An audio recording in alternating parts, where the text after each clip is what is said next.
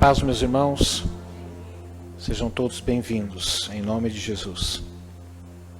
Quero convidar você a abrir no livro de Atos dos Apóstolos,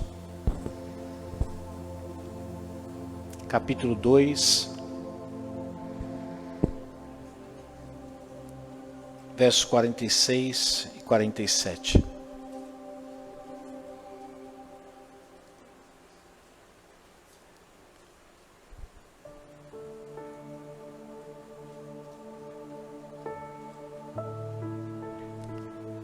Vamos orar primeiro.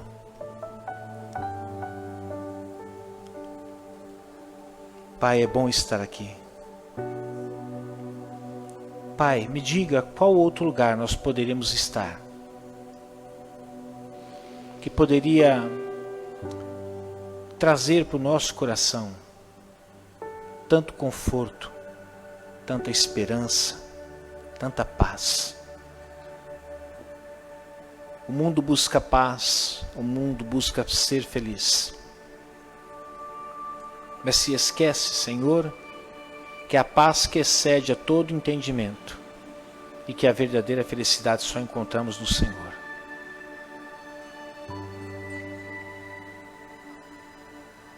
Pai, se existem corações amargurados, aqui ou mesmo através da live, venha trazer cura a esses corações. Se houver corações machucados, Senhor, corações que estão sofrendo e que nós, por não sabermos qual o problema, talvez nem possamos ajudar. Mas eu sei de uma coisa, Senhor, Tu podes. Peço também que o Senhor tranquilize a nossa alma. Ô Senhor, quantas almas se encontram agora atribuladas, agitadas, preocupadas, inseguras, e só o Senhor, através do seu Espírito, pode transmitir a segurança, a paz de que elas precisam. Acalma também a nossa alma. Tira de nós, Senhor, tudo aquilo que atrapalha a nossa conexão com o Senhor. Tudo aquilo que obstrui, Pai. Tudo aquilo que não está em conformidade com o seu coração. E guia-nos dentro da Tua palavra. Por amor do Teu nome, Senhor. Amém. Atos 2,46 diz assim: todos os dias continuavam a reunir-se no pátio do templo. Partiam pão em suas casas e juntos participavam das refeições com alegria e sinceridade de coração, louvando a Deus e tendo a simpatia de todo o povo. E o Senhor lhes acrescentava diariamente os que iam sendo salvos. Amém? Irmãos, pode fazer uma gentileza? Fechar um pouco essas portas. Não está todo esse calor, né? Se for necessário, liga para a gente diminuir um pouco o barulho lá de fora.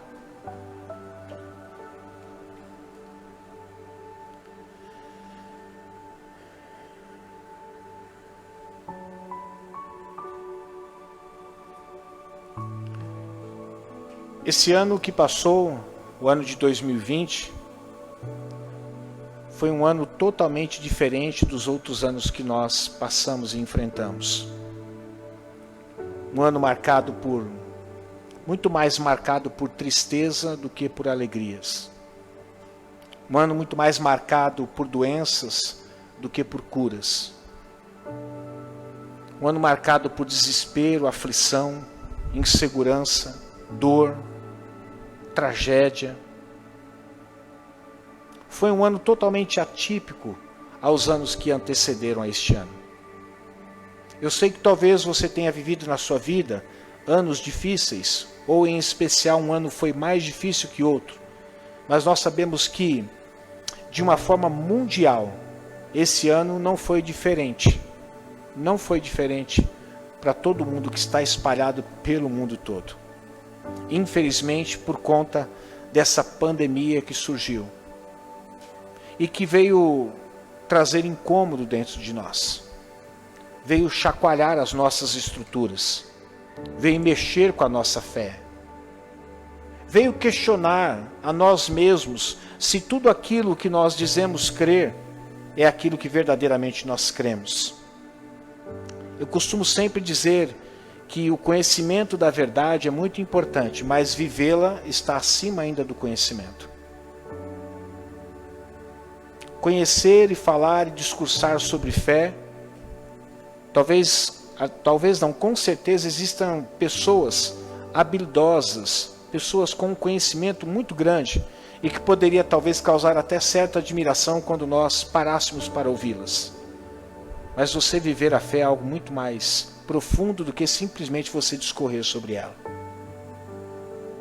A pandemia, ela revelou muitas coisas que estavam escondidas dentro de nós. Coisas que eu diria nem nós sabíamos que existia dentro de nós.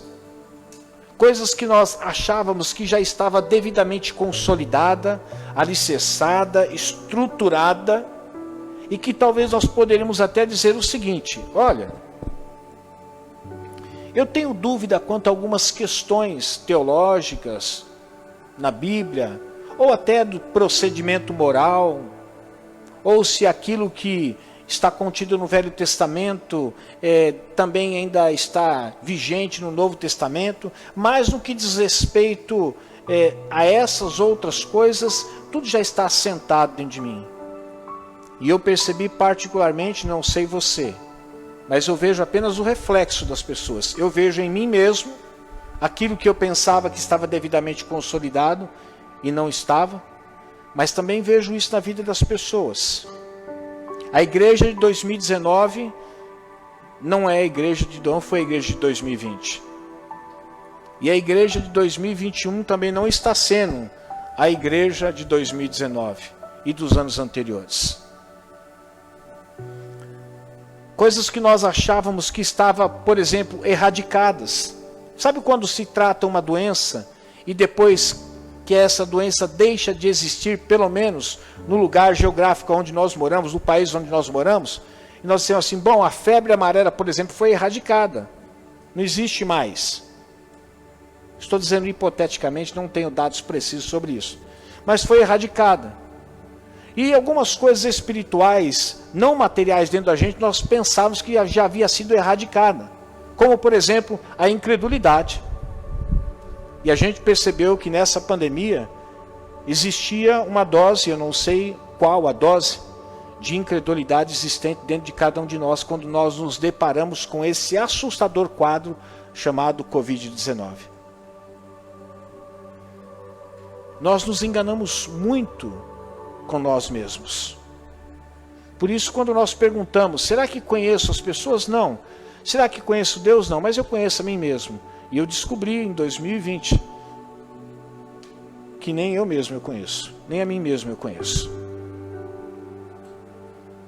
Com isso, a igreja, no ano de 2020, ela botou o pé no freio e parou. Puxou o freio de mão e, como eu dizia hoje pela manhã, ligou o pisca-alerta e deixou só o motor ligado, mas estacionou. Eu sei que talvez você possa estar dizendo assim, pastor, mas eu tenho visto alguns vídeos de algumas igrejas que estão aí funcionando a todo vapor. Não se engane, não é tudo isso. Igrejas fecharam e permaneceram fechadas. Não são poucas igrejas que desde o início da pandemia, principalmente, não todas, mas sim principalmente as grandes igrejas, elas fecharam no início da pandemia e ainda algumas continuam fechadas até hoje. Não abriram. É claro que, entendo o que eu vou dizer, as desculpas são as mais diversas. Mas a verdade é que a igreja, quando foi, de certa forma, chamada para provar a sua fé, a igreja tremeu na base. A igreja se assustou com um vírus, aonde ela já não tinha mais certeza que aquele que habita no esconderijo do Altíssimo, a sombra do Onipotente descansará. A igreja não tinha mais certeza de que, dentro desse mesmo salmo, que diz que o Senhor nos guardaria em nosso caminho, que daria ordem aos anjos a nosso respeito para nos guardar em todos os caminhos, a igreja já perdeu a certeza disso.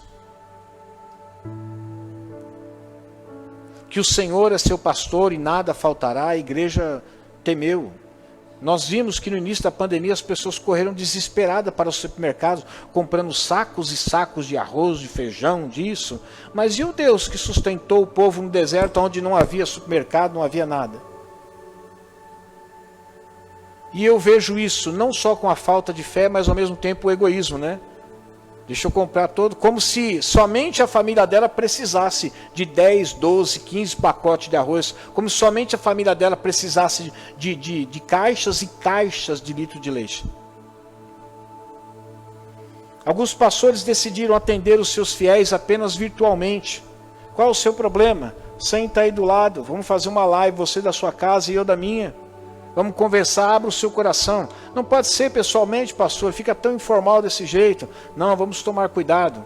Então você fica aí, eu fico aqui, eu faço a oração daqui, você recebe daí, eu aconselho daqui, você pratica daí, vamos embora.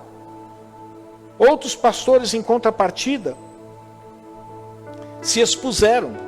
Isso teve um custo alto para eles, perderam a vida, morreram.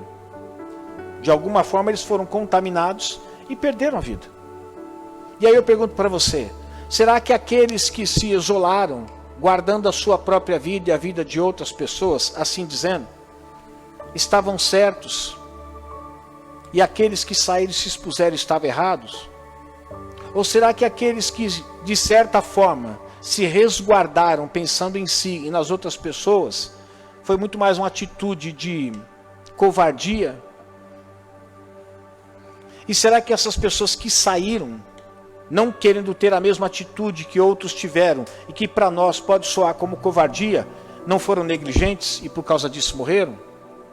Talvez essa pergunta seja muito difícil para nós respondermos. Mas o fato é que parece-me que a retomada da igreja está sendo mais difícil do que fundar uma nova igreja. Fazer com que a igreja comece a andar novamente tem sido muito difícil. Isso tem sido difícil porque não tem sido pregado sobre fé, porque não tem sido ensinado, porque não existe uma Bíblia disponibilizada na casa de cada um de nós. Eu diria que na casa de muitos existe até mais do que uma Bíblia, com mais do que uma versão. É claro que são poucos que leem. E só ter uma Bíblia em casa não vai resolver seu problema. Lê-la talvez vai te ajudar e ajudar muito.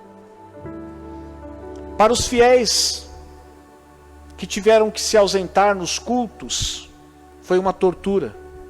Para aqueles que amavam estar presente nas programações, para aqueles que amavam cultuar ao Senhor coletivamente, foi uma tortura esse tempo em que a igreja teve que permanecer fechada. Nós sabemos que no início da pandemia nem os 30% foi autorizado. Os cultos foram proibidos de serem realizados, porque não sabia o tamanho da proporção dessa pandemia. E para aqueles que eram fiéis, que têm prazer de estar na casa do Senhor, para aqueles que sempre disseram, Senhor, para mim vale mais estar um dia na sua casa do que 1000 em qualquer outro lugar, foi terrível ficar dentro de casa. Já para aqueles que são mornos, tem sido como uma férias prolongada. Estou de férias, a igreja está de férias, está todo mundo de férias, isso não te incomoda? Ah não, acho que é o momento, não tem nenhum problema, não fez falta. E para aqueles que são acomodados, tem sido indiferente. Se tiver culto, eu vou. Se não tiver, também eu não vou. E para mim não faz tanta diferença. Mas o que eu quero dizer é que a igreja precisa aprender a avançar em meio a essa crise de natureza econômica, de natureza política, de natureza física, de natureza emocional e de natureza espiritual também. Como eu disse, essa pandemia veio questionar a fé de cada um de nós. Se só somos um povo que apenas recitamos Isaías, que diz, quando passares pelas águas, elas não te submergirão. Quando passares pelo fogo, você não se queimará.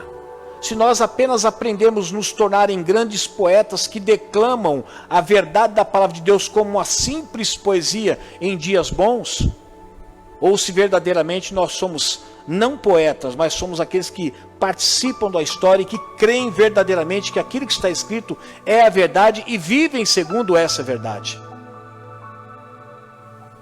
Nós não podemos estacionar, meu irmão e minha irmã. E eu percebi que a igreja, nesse ano de 2020, a igreja estacionou.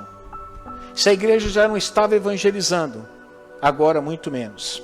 Se a igreja não abria as portas para os cultos familiares, ou para, como você preferir definir, para células, para encontro de família, abrir as portas para que pudesse falar de Deus dentro da sua casa, hoje muito menos. Eu disse para minha esposa assim, esses dias, eu falei assim, eu acho que agora é o momento da gente fazer essa retomada da igreja, começando com os encontros familiares, por que não? Você chamar um vizinho lá na sua casa, já que ele está com medo de ir para a igreja, vamos chamar o vizinho para ir na sua casa, vamos lá falar de Deus, pregar a palavra do Senhor. E o que minha esposa disse assim, Mauro, será que as pessoas também não estão com medo de trazer as pessoas para dentro de casa? E pode ser. Antes não existia a pandemia e as pessoas tinham medo porque não sabiam quem eram as pessoas. Hoje existe a pandemia, as pessoas têm medo porque sabem quem são as pessoas e as pessoas podem ter Covid, então elas não trazem. Então, quando é que as portas serão abertas para que nós possamos, como diz a palavra de Deus, de casa em casa pregar o Evangelho? Eu não tenho mais tempo, e hoje, mesmo que tenhamos tempo, não queremos arriscar o tempo que temos para perder o tempo, se porventura, de uma forma muito triste, possamos ser contaminados com esse vírus. Então é melhor não mexer com isso, deixa quieto. E eu pergunto para você, o que fazer diante desse quadro para que a igreja avance? Porque a igreja não pode ficar parada. O Senhor não trouxe a igreja à terra, não implantou a igreja à terra para que a igreja fique parada.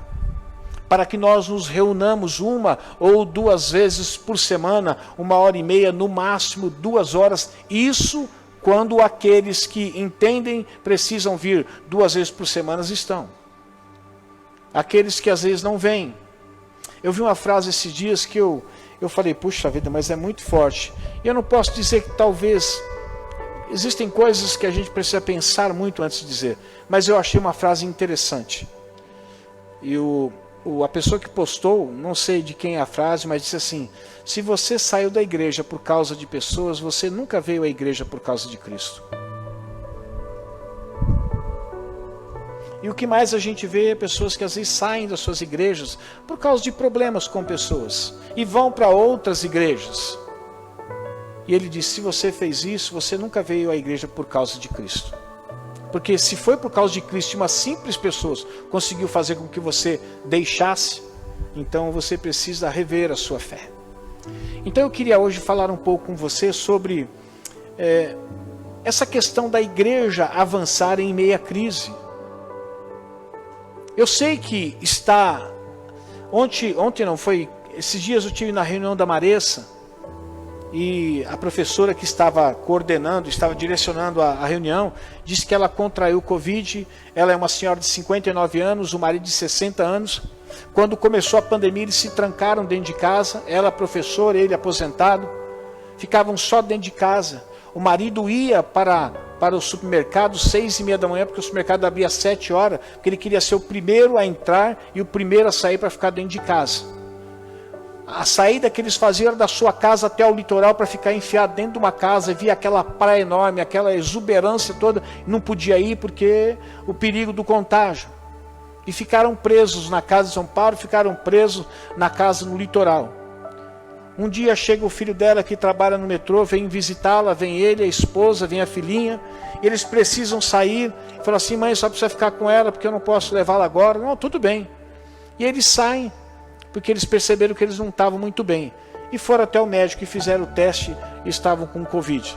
E quando voltou, descobriu que a filha estava com Covid. E como a filha passou 2 dias com a avó falou, pera um pouquinho, eu vou fazer o teste, eu estou com Covid, meu marido está com Covid.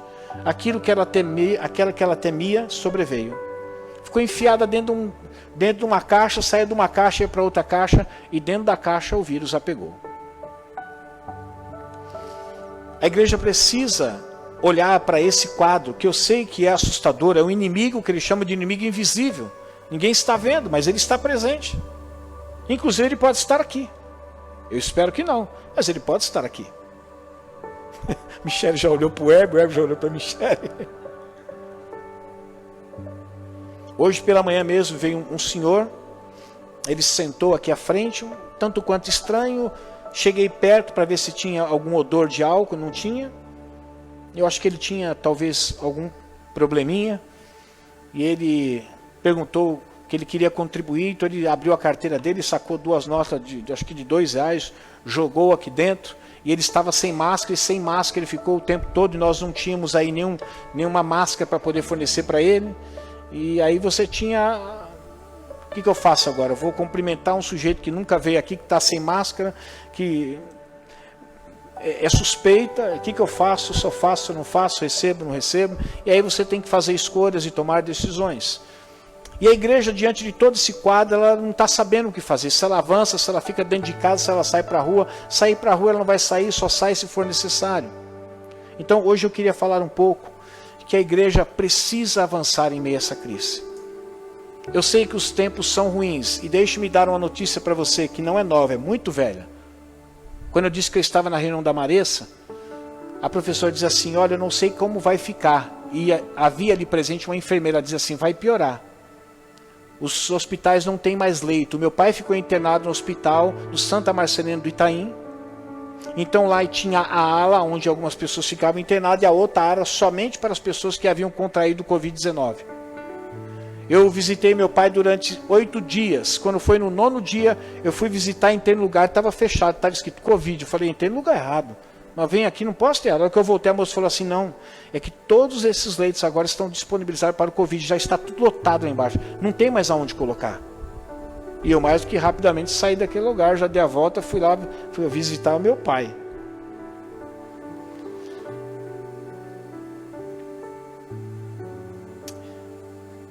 Eu quero que você pense muito bem sobre aquilo que eu vou dizer hoje aqui. Ou a igreja avança em tempos de Covid-19, porque coisas piores ainda virão. E se você não aprender a avançar agora, naquilo que vir, você não vai avançar. Pastor, eu não queria estar aqui para ouvir uma palavra dela. Dias bons virão. Não, eu gostaria de dizer isso para você. É o meu maior desejo, porque eu estou com você. Qual a razão de eu querer ter prazer que venha dias ruins? Eu quero que venha dias bons. Mas a palavra de Deus diz que nos últimos dias sobrevirão tempos difíceis, terríveis. O Senhor está conosco, nos dará força em meio aos tempos terríveis, sim. Mas os tempos serão terríveis. Se prepare. Os tempos serão terríveis. Eu quero então hoje falar com você sobre isso. Eu vou apenas discorrer um pouco sobre o que eu falei pela manhã. Para a igreja avançar em meio a essa crise, nós não precisamos de um grande exército, nós precisamos de grandes soldados.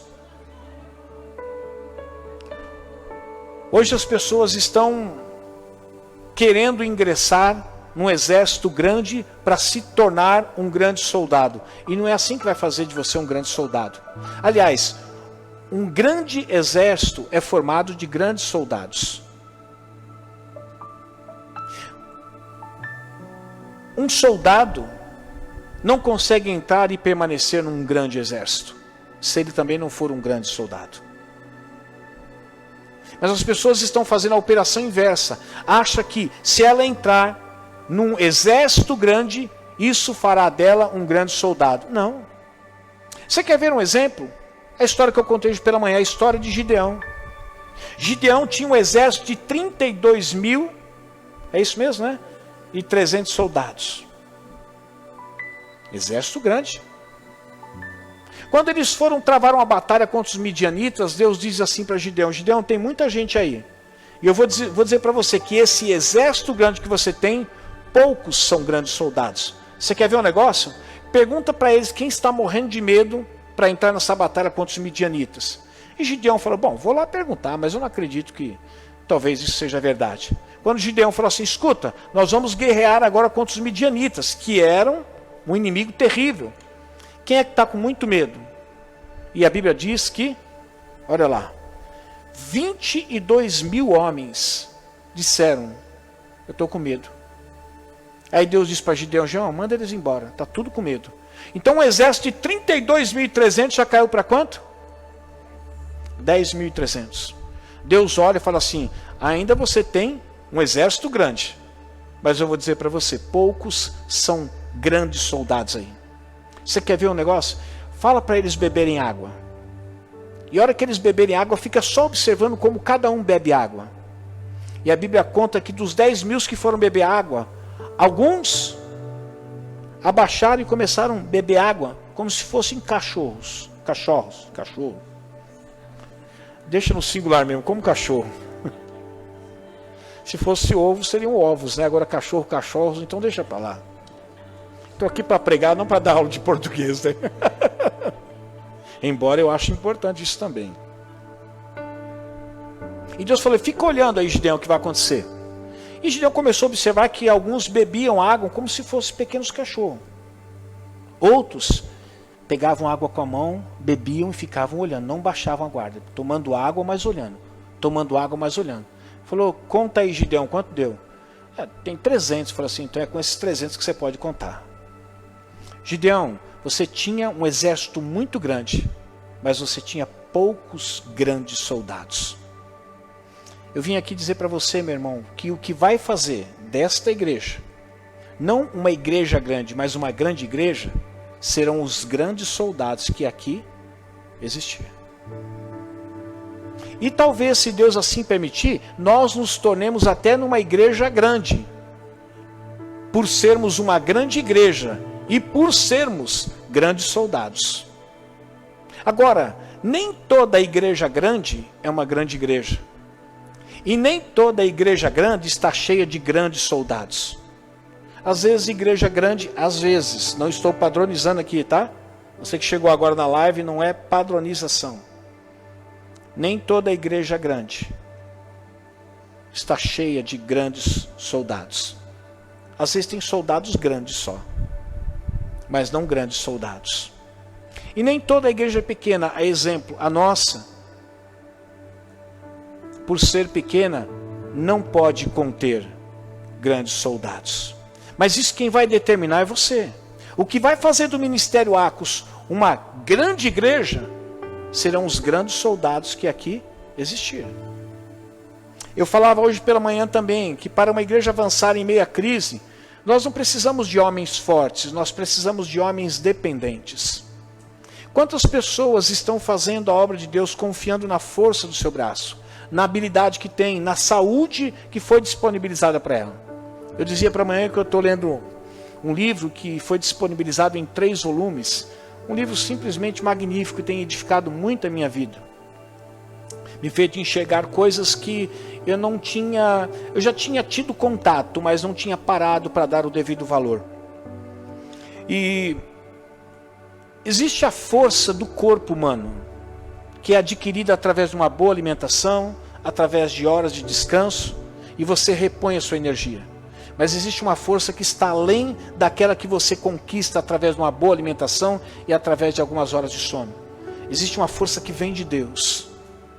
E o que Deus espera para que a igreja dele avance em meio a essa crise, é que você não confie na sua força, naquela que foi disponibilizada para você, por conta da boa alimentação que você tem, da academia que você pratica, do porte físico que você tem, e até mesmo das boas horas de sono que você tem desfrutado diariamente.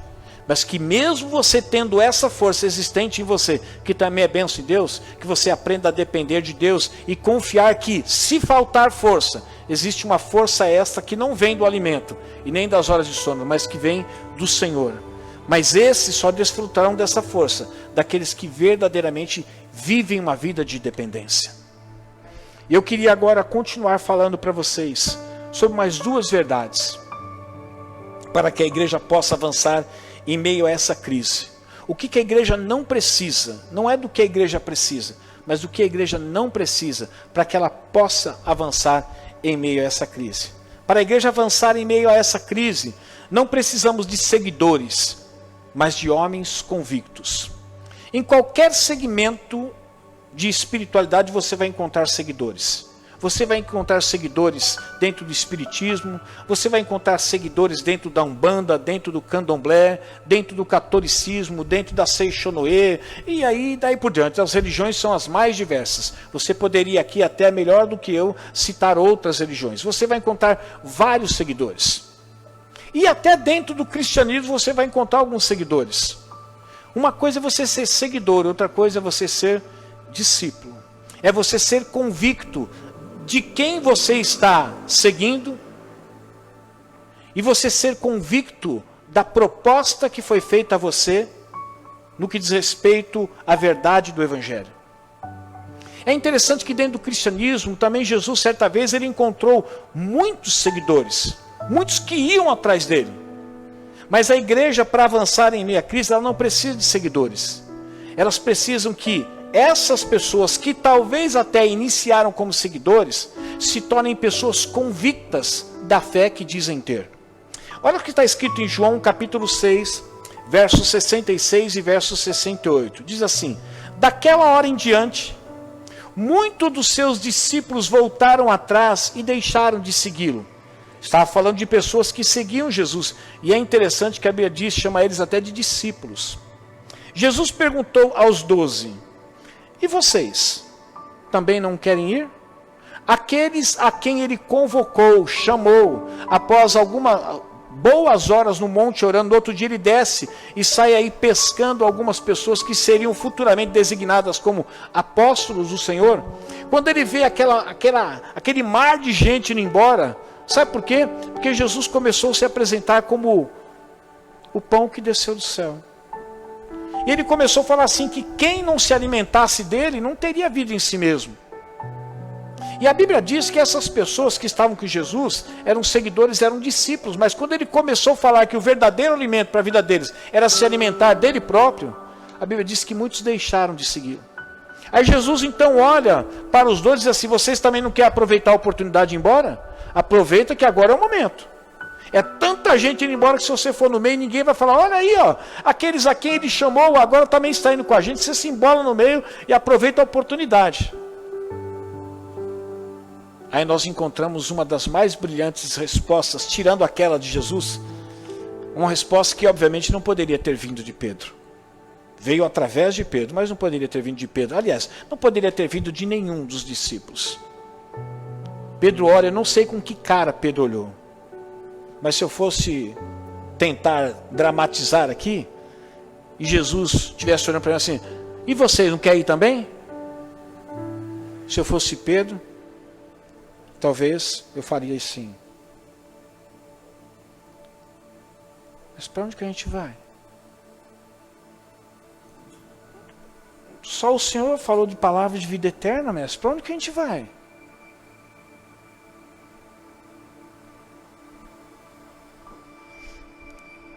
Pedro, com essa afirmação, ele estava dizendo assim, Senhor, eu estou convicto daquilo que o Senhor está falando. Eu não sou como aqueles que deixaram o Senhor agora há pouco, que eram apenas seguidores, talvez até discípulos iniciantes, mas que de certa forma acabaram desertando e foram embora. Não, eu estou certo. Olha, o Senhor tem as palavras de vida eterna. Quando Jesus certa vez perguntou para Pedro, Pedro, estão dizendo, o que estão dizendo de mim? Perguntou para os apóstolos, o que estão dizendo de mim? Uns estão dizendo que isso é Elias, outros estão dizendo que é isso, aquilo, outro. Uns que é em reencarnação, eu não sei. Não, tudo bem, o que os outros estão pensando, as respostas são as mais diversas. Mas e vocês? O que vocês pensam de mim? Quem eu sou? Aí mais uma vez surge a brilhante figura de Pedro. E que mais uma vez não foi Pedro. Foi algo que Deus revelou para Pedro. Ele disse assim, tu és o Cristo, o Filho de Deus vivo. E Jesus, então, talvez Pedro tenha falado de lado, eu fico imaginando, tu és o Cristo, o Filho que está cheio dos... Ali estão os 12 ali, tu és o Cristo, o Filho de Deus vivo. Jesus olha, Pedro, não foi carne e sangue que revelou isso para você, talvez você nem saiba, mas foi Deus que revelou isso para você. Eu quero perguntar para você, meu irmão, você quer ser uma igreja que avança em meio à crise? Você tem que parar de ser simplesmente um seguidor que vem ao culto, mas tem que ser alguém que está convicto da sua fé. E que agora é o momento para você dizer, eu continuo crendo, ou agora é o momento de você pular fora? Agora é o momento de você pegar a sua fé e expor a sua fé a essa crise.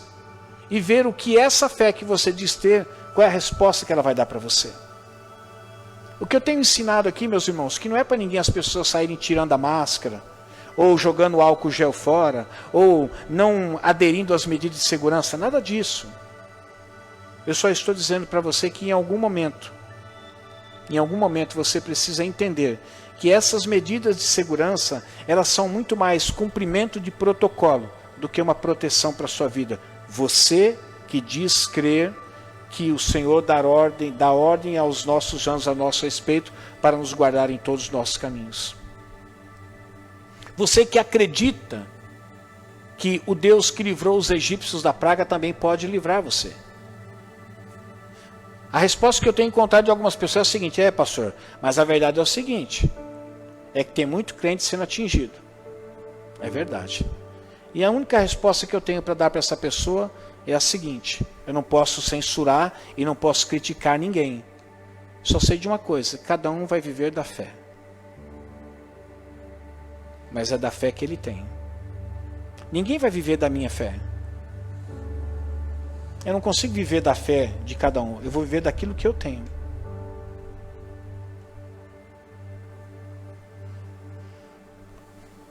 Segundo Timóteo 4,10 diz assim: pois Demas, amando este mundo, abandonou-me e foi para Tessalônica. Em algum momento Demas era auxiliar. Em algum momento Demas tornou-se seguidor. Em algum momento Demas estava envolvido na obra. Em algum momento Demas talvez estava expulsando o demônio, pregando as boas novas de salvação. Em algum momento Demas pôde ser chamado de o cristão. Mas depois, num outro momento, a Bíblia diz que Demas, que um dia foi chamado, que um dia foi batizado, que um dia foi comissionado, que um dia estava dentro da igreja, que um dia estava fazendo a obra, Demas amou tanto o mundo lá fora, que ele abandonou.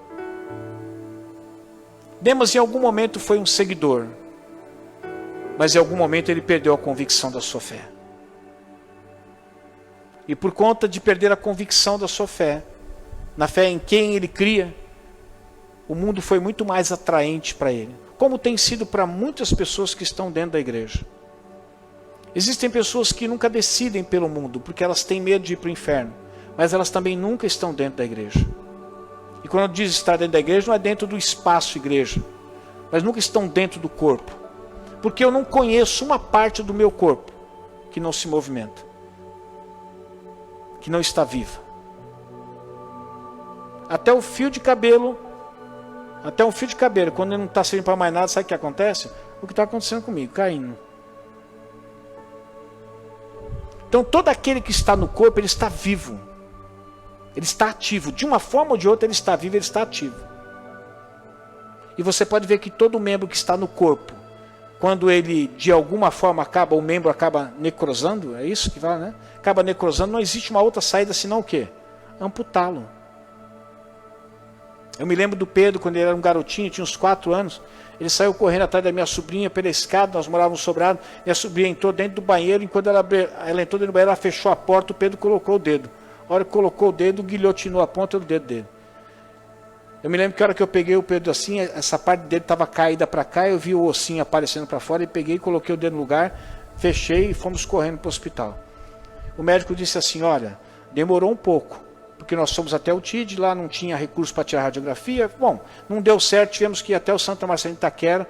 Ele suturou, ele falou assim: vamos aguardar, se o dedo começar a ficar rosado, fique tranquilo, vai ficar aí. Agora se ele começar a ficar roxo e começar a ficar escuro, terá que ser amputado mesmo, pelo menos aquela parte do dedo. Falei: meu Deus, uma criança tão nova, já perdeu a cabeça do dedo. Eu sei que é só a cabeça do dedo, mas é importante, né?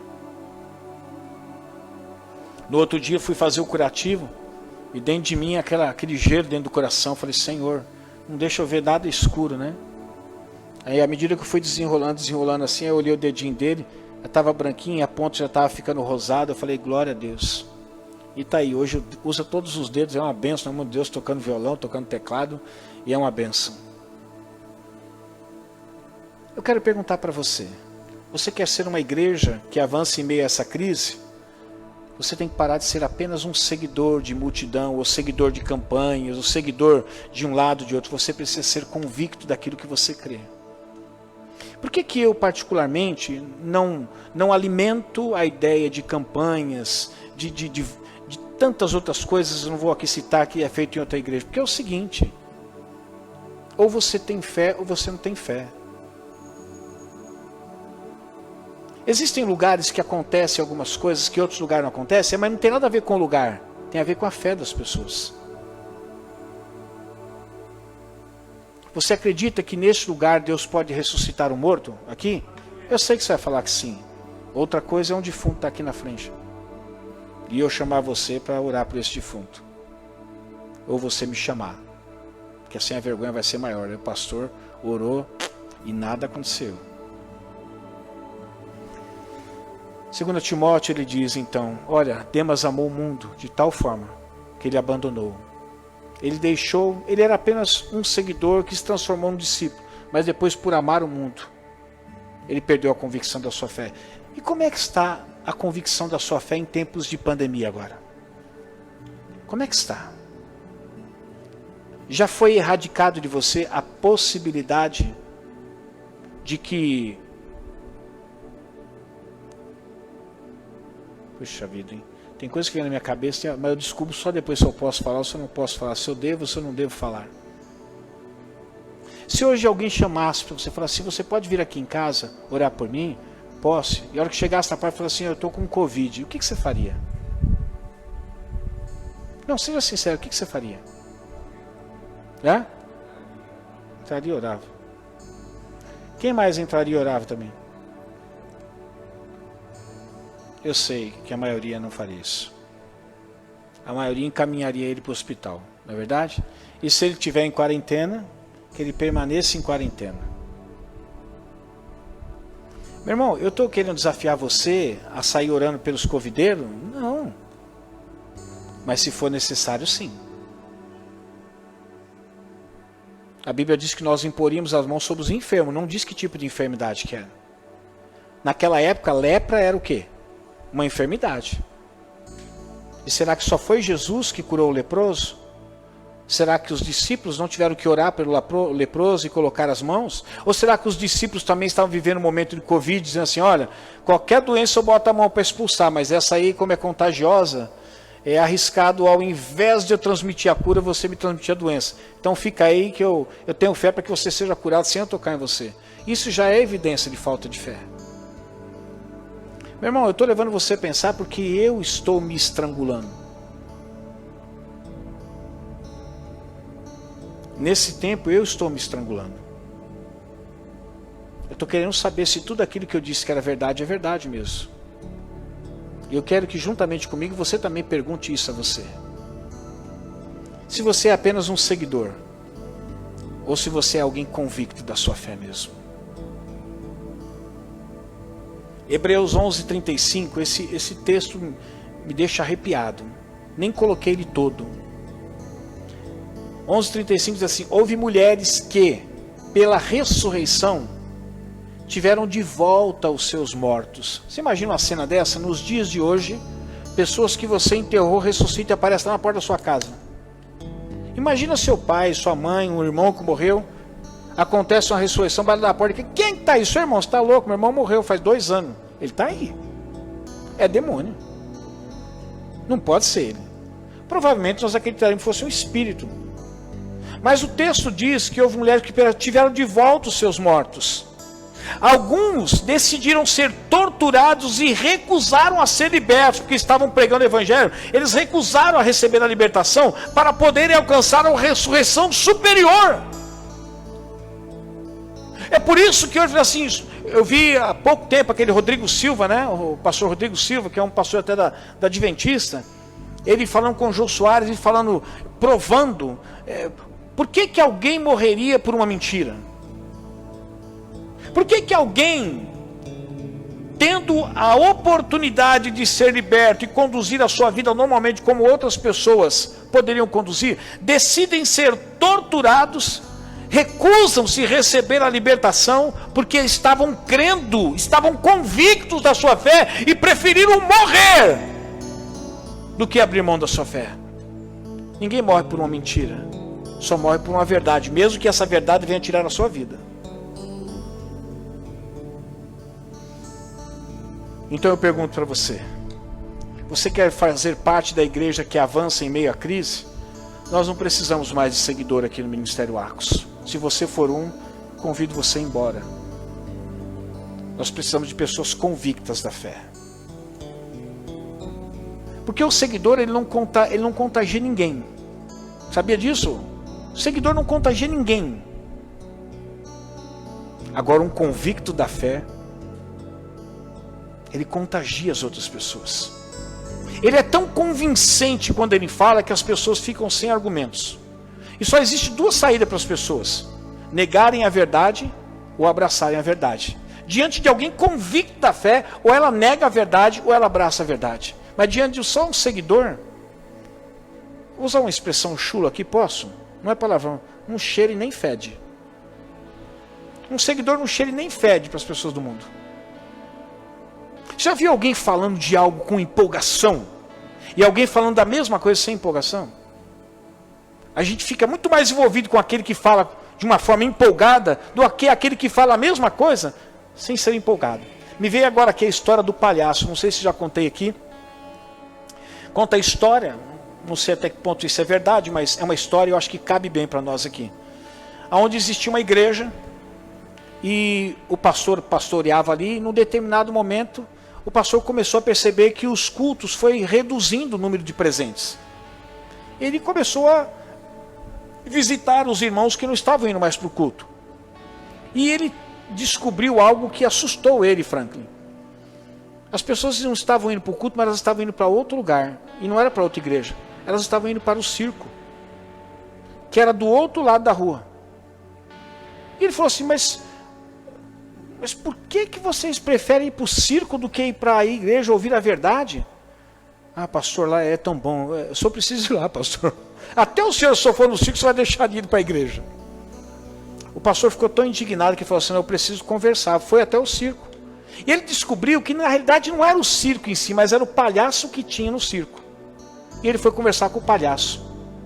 Ele falou, escuta, eu sei que você é um profissional e você está fazendo o seu trabalho, mas os irmãos da minha igreja estão deixando de ir para o culto para vir assistir o seu espetáculo. Me diga uma coisa, olha, para mim é até vergonhoso perguntar isso, mas eu preciso perguntar, o que você faz para que as pessoas optem por decidir não ir ao culto e por vir aqui assistir um espetáculo seu? E o palhaço, que não estava trajado de palhaço ainda, ele disse assim, é simples, pastor. É que eu falo de uma mentira como se fosse verdade. Mas o Senhor fala de uma verdade como se fosse mentira. Por isso que eles preferem vir aqui. Alguns de nós temos falado de uma verdade como se fosse mentira. E é por isso que o diabo está ganhando algumas almas, porque ele fala de uma mentira como se fosse verdade. É por isso que algumas pessoas às vezes optam ficar em casa. Porque o diabo diz, espera você ficar aqui, é a mesma coisa. Você tem a oportunidade, mas fica lá. E as pessoas acreditam. E eu quero falar mais uma verdade só. Para a igreja avançar em meio a essa crise, nós não precisamos de homens influentes, mas de homens fiéis. Eu não sei se vocês já perceberam, embora sejamos uma igreja pequena, eu nunca fui um pastor que gostei de misturar, embora a gente saiba que esse lado governamental precisa existir no país, e que esse lado governamental é composto de presidente, de governadores, de prefeitos, vice-prefeitos, deputados, vereadores, e aí por fora. Nós sabemos que é necessário isso, mas eu nunca gostei de misturar esse lado espiritual com esse lado político. Até porque a experiência nos conta que a igreja estava caminhando muito bem com o Senhor, mas quando ela se aliou ao Estado, então ela acabou se corrompendo. Nunca gostei. E às vezes existem algumas propostas que vêm fazer para mim, de pessoas que eu conheço. Pastor, se eu fizer isso, olha, aí o deputado fulano de tal pode ajudar, isso aqui pode ajudar, pode fazer isso, pode até ajudar no pagamento do aluguel da igreja. Eu falei, eu não quero que deputado ajude a pagar o aluguel da igreja. quem custeia o aluguel da igreja são os membros que lá estão. Porque o Senhor tem abençoado a vida deles e como forma de agradecer ao Senhor, eles contribuem. E para nós é o bastante. Eu não preciso que nenhum deputado venha custear, ou venha dar cadeira, venha dar equipamento de som, venha ajudar a pagar aluguel. Eu não preciso disso. Até porque quem paga isso aí é o Senhor usando a vida de cada irmão que lá está. E outra coisa, não gosto de ficar preso com ninguém. Porque se eu recebo, depois eu tenho a obrigação de ceder o lugar aqui para ele falar algumas coisas que eu não quero ouvir. E que também não quero que você ouça. Mas muitas vezes a igreja, ela entende que ela precisa de homens influentes. Eu entendo que a igreja precisa de homens fiéis. Deixe-me apenas ilustrar com uma história para que você possa entender aqui. Esther, capítulo 3, verso 1 e 2, diz assim: depois desses acontecimentos, o rei Xerxes honrou a Amã, filho de Amedata. Quem está grávida? Olha o nome de filho aqui. O que não falta aqui é o nome de Amedata. O que você achou desse nome, Douglas? Deixa para lá, né? Vamos achar um outro mais interessante aqui. Descendente de Agag. Aí, outro nome. Agag já é um pouquinho melhor, né?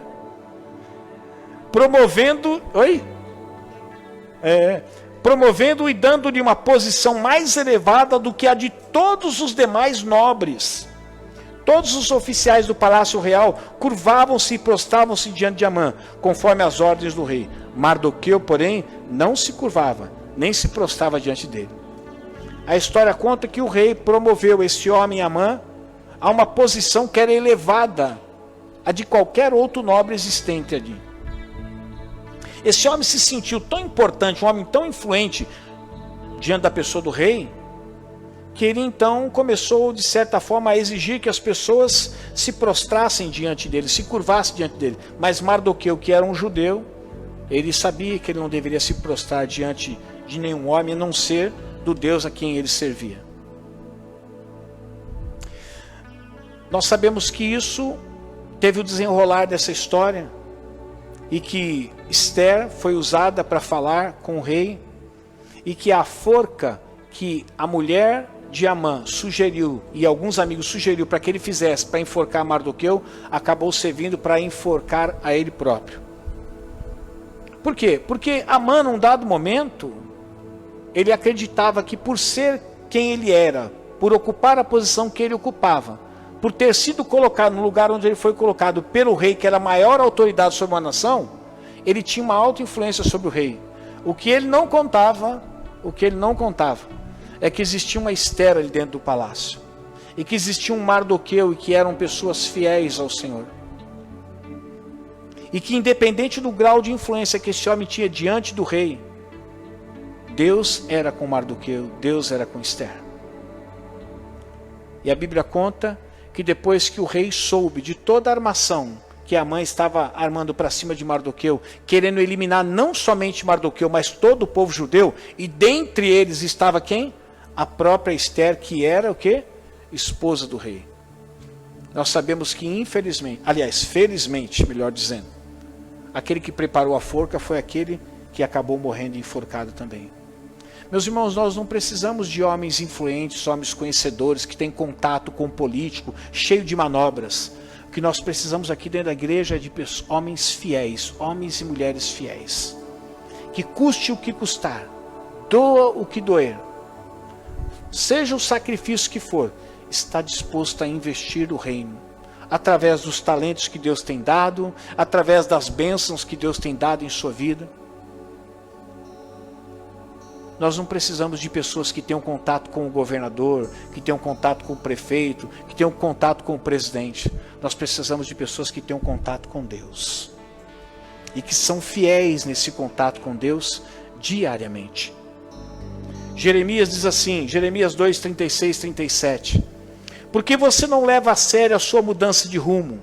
Deus falando através do profeta Jeremias à nação de Judá. Você ficará decepcionada com o Egito. Judá estava querendo fazer aliança com o Egito para proteger contra o ataque da Síria. Como ficou com a Síria? Você também deixará aquele lugar com as mãos na cabeça, pois o Senhor rejeitou aqueles em quem você confia.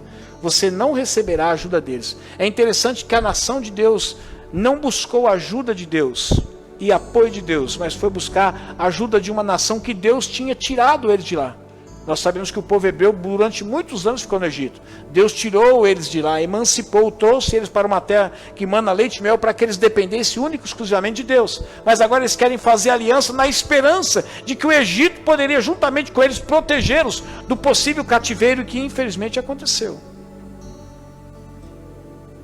E Deus diz assim: aqueles em quem você está contando para ajudar vocês, eu vou mexer no coração deles para que eles não ajudem vocês.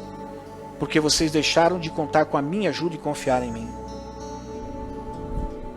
O povo judeu achou que, por conhecer o rei do Egito e ser pessoas influentes, eles poderiam ajudar e eles evitariam de acontecer com eles aquilo que Deus já tinha determinado que ia acontecer com ele por causa da desobediência. E eu quero perguntar para você, meu irmão e minha irmã, e você? Você tem acreditado muito mais em homens influentes ou em homens fiéis? Será que a igreja que precisa avançar em meio a essa crise, ela precisa de homens influentes ou ela precisa de homens fiéis? É certo que ela precisa de homens fiéis. Fiéis a Deus, fiéis ao seu chamado, fiéis nas suas contribuições, fiel naquilo que Deus tem colocado no seu coração. Eu termino essa mensagem citando o texto de Salmo, que é um presente para aqueles que decidem e tomam a decisão de serem fiéis ao Senhor. Salmo 101, verso 6 diz assim: meus olhos aprovam os fiéis da terra, eles habitarão comigo. Somente quem tem vida íntegra é que me servirá. Não sou eu que faço a seleção de quem vai servir ou não vai servir ao Senhor. Não sou eu que levanto pessoas ao ministério, não sou eu que tiro, mas é sempre o Senhor. E a Bíblia diz que os olhos do Senhor aprovam os fiéis que estão aqui na terra. E ele diz assim: e esses, eu faço uma promessa, eles habitarão comigo porque são fiéis. Fiéis no seu chamado, fiéis no exercício do seu dom, fiéis nas suas contribuições, fiéis na sua doação. Eu gosto da história do livro de Atos dos Apóstolos, porque ele relata ali, dentre tantas coisas maravilhosas, ele fala o seguinte: olha, que algumas pessoas deram aquilo que elas tinham e até acima daquilo que elas podiam, e elas se entregaram a si própria. Quando elas não tinham mais nada dentro do bolso para dar, falaram assim: o que eu posso fazer? Eu não tenho mais dinheiro, mas o que eu posso fazer? Eu tenho minhas mãos, eu tenho minhas pernas, eu posso fazer alguma coisa que não seja mais dinheiro, porque acabou tudo aqui, mas eu posso doar a minha vida. E você? Você acha que você entregando o seu dízimo, a sua oferta, isso é o suficiente? O Senhor quer mais do que isso. O Senhor quer você. O Senhor quer você. Até porque, se os dízimos e as ofertas são do Senhor, muito mais você. Não sou mais eu quem vivo, mas é Cristo quem vive em mim. E a vida que agora vivo, vivo pela fé no Filho de Deus. Sou agora santuário do Deus vivo, onde habita o Espírito Santo de Deus. Eu não sou mais de mim mesmo, eu tenho um dono, a qual a minha vida pertence. Para a igreja avançar em meio a essa crise, não precisamos de homens influentes. Nós estamos desesperadamente à procura de homens e mulheres fiéis. Que não é por causa de uma chuva que deixa vir no culto, nem por causa do frio, nem por causa do calor, nem por causa do mosquito, e nem por causa da roupa que não encontrou, e nem por causa do carro que quebrou, e nem por causa de nada. Mas que entendam que precisam ser fiéis em todas as áreas da sua vida, inclusive de cultuar ao Senhor. Você já imaginou que talvez Deus queira te usar num determinado culto para fazer algo na vida de outra pessoa, e que Ele não vai fazer naquele dia justamente porque você não se disponibilizou? Você já chegou a pensar nisso?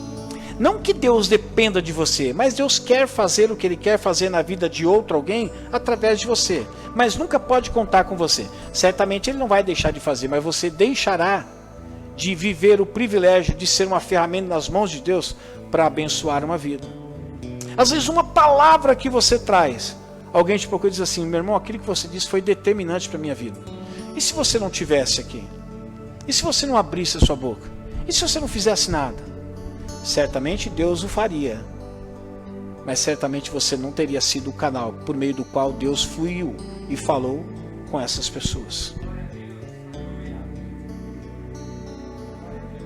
Muito mais do que homens e mulheres influentes, Deus precisa de homens e mulheres que sejam fiéis, comprometidos com Ele, que se doam. E eu sei que às vezes doar dói, porque tem dias que você não está bem, que você não quer estar aqui porque você não está bem. Mas porque você entende que quando Jesus sofreu ali na cruz do Calvário, Ele também não estava nada bem. Aliás, Ele estava muito mal quando Ele estava carregando aquela cruz. Ele sentiu muitas dores terríveis, terríveis. Seu corpo estava como sendo esmigalhado por dentro. As dores certamente estavam insuportáveis. E ele não estava fazendo como o porco, hein? Que grita quando toma um corno, ele grita, faz o escarcéu. Como ovelha muda foi ao matadouro. No momento em que cravaram aquela coroa de espinho, eu imagino a dor torturante que estava na sua cabeça. Eu já vi relatos de médico, o que possivelmente, com certeza aconteceu com Jesus diante dos flagelos que ele sofreu. Ele poderia ter dito assim: não dá, eu fui até aqui, mas não dá mais. E nós estaríamos perdidos. Mas ele não desistiu por causa da dor. Ele não desistiu por causa da humilhação. Ele foi até o fim. E é isso que eu quero que você entenda. Se alguém, por nome Jesus, foi até o fim por você, sofreu a pior dor por você, o que te impede de oferecer o melhor, mesmo quando você não está bem? Será que isso não nos constrange? Será que isso não nos envergonha? Eu quero terminar essa mensagem. Não derrubando o óculos. Mas eu quero terminar essa mensagem dizendo para todos que estão ouvindo. Ministério Acos, que são vocês aqui. E aqueles que estão em casa não puderam estar aqui. Não precisamos ser um grande exército. Mas cada um de nós precisa ser um grande soldado aqui. Não é jogar a trouxa pesada para o outro ficar carregando. Mas é cada um de nós dividirmos as nossas cargas uns com os outros. Todos nós temos que estar prontos para entrar na batalha. E assim, nós nos tornaremos numa grande igreja. Talvez Deus permita até que nos tornemos uma igreja grande. Mas em primeiro lugar, não é isso que Deus quer. Deus quer primeiro que nós nos tornemos em grandes soldados, para que sejamos uma grande igreja, e que, se for do agrado do Senhor, Ele nos torne numa igreja grande. Mas tudo vai começar em você e eu sendo grandes soldados, compondo uma grande equipe que será uma grande igreja, e que certamente, se for do agrado de Deus, será uma igreja muito grande nesse lugar ou em qualquer outro lugar. Ministério Acos, nós não precisamos ser homens e mulheres fortes, mas na nossa fraqueza nós precisamos ser homens e mulheres dependentes de Deus,